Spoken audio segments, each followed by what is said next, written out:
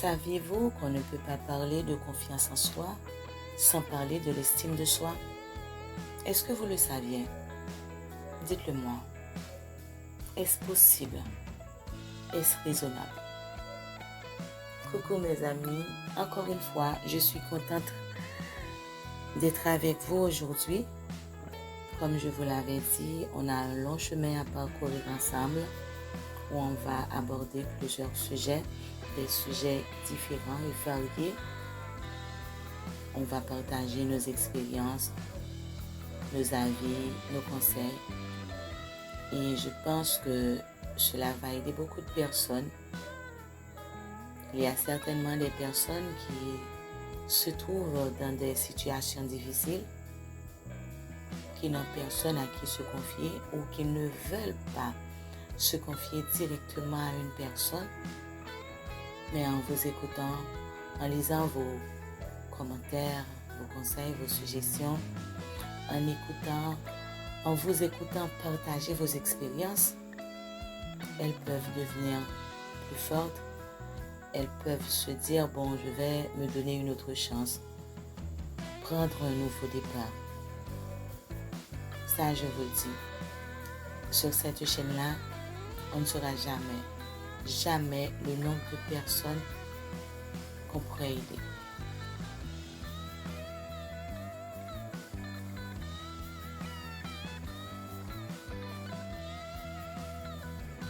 L'estime de soi est une auto-évaluation, un jugement que l'on porte sur soi-même, qui peut être positif ou négatif, basé sur sa valeur personnelle.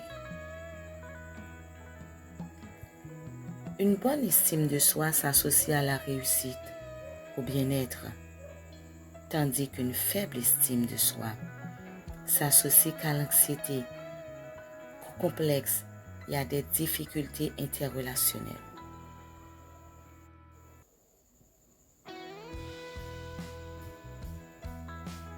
C'est un sentiment subjectif de sa propre valeur qui peut influencer son comportement et la façon dont on perçoit les autres.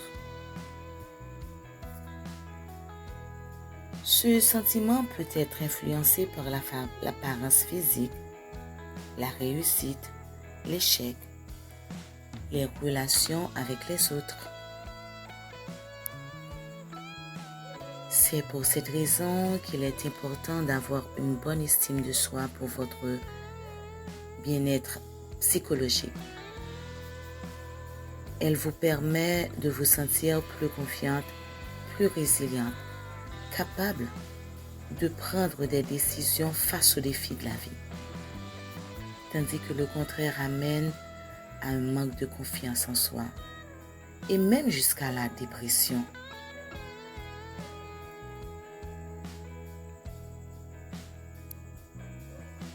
Mais ne vous affolez pas.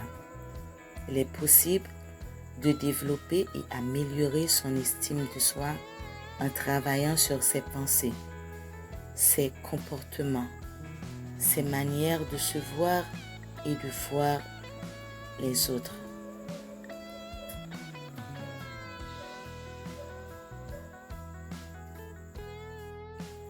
En conclusion, nous pouvons dire que l'estime de soi est un élément fondamental de la santé mentale et du bien-être. Il faut savoir vous mettre en valeur. Osez faire des choses, osez vous affirmer, osez d'entreprendre des initiatives nouvelles. Il faut oser. Personne ne va faire ça pour vous. C'est à vous de faire ce premier pas. N'oubliez pas, comme je vous l'avais déjà dit dans la vidéo précédente et ainsi que dans la description de la chaîne, vous pouvez nous écrire sur danlapsi9@gmail.com. Excusez-moi. danlapsi9@gmail.com. Je vous attends. N'hésitez pas à m'écrire. N'hésitez pas à raconter vos histoires, vos expériences, vos soucis. Et je suis sûre qu'ensemble, on va trouver une solution. Bye bye. Ciao.